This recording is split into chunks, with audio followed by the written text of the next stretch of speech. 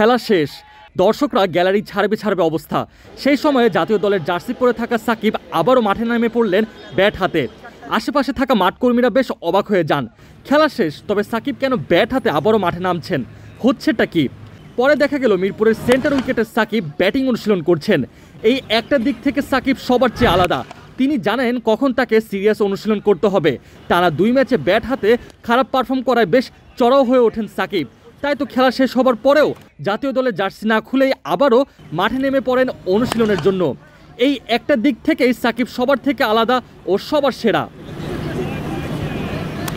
একের পর এক বল আছড়ে ফেলছেন সীমানার বাইরে। থ্রোয়ারের বলে ভুল শট খেললে শুধরে দিচ্ছেন ব্যাটিং কোচ ডেভিড হ্যাম্প। সাকিবের ব্যাটিংয়ের ক্ষুধা মিটছেই না। সেই তাড়না থেকেই সাকিবের এই স্পেশাল নেট ব্যাটিং সেশন। জিম্বাবুয়ের বিপক্ষে শেষ টি-20তে 17টা বল খেলেছেন, তবে জুৎসই ব্যাটিং চালাতে পারেননি, যদিও 94 মিটারের একটা বড় ছক্কা হাঁকিয়েছিলেন। টানা 40 মিনিট ব্যাটিংয়ের পর 15 মিনিটের বিশ্রাম। এরপর আবারও নেমে পড়েছিলেন শেরে বাংলার সেন্টার উইকেটে। 2 ধাপে ব্যাটিং চালিয়েছেন প্রায় 1.5 ঘন্টা। টি-20তে স্ট্রাইক রেট বড় ব্যাপার, সেটা সাকিবও জানেন। তাই তো বিশ্বকাপের আগেই নিজেকে প্রপার প্রস্তুত করা। বিশ্বকাপ মানেই সাকিব আল হাসান, টাইগার ক্রিকেটে রেকর্ড বরপুত্র, বিশ্বমঞ্চেও রেকর্ড বয়। টি-20 বিশ্বকাপের সবচেয়ে বেশি উইকেটের মালিক তিনি। তার ধারের কাছে নেই আর কেউই। আরও একটি মাইল ফলকের সামনে দাঁড়িয়ে আছেন সাকিব। আর মাত্র 3টা উইকেট শিকার করলেই বিশ্বের প্রথম কোনো ক্রিকেটার হিসেবে টি-20 বিশ্বমঞ্চে 50 উইকেট শিকারের কীর্তি গড়বেন টাইগার এই অলরাউন্ডার।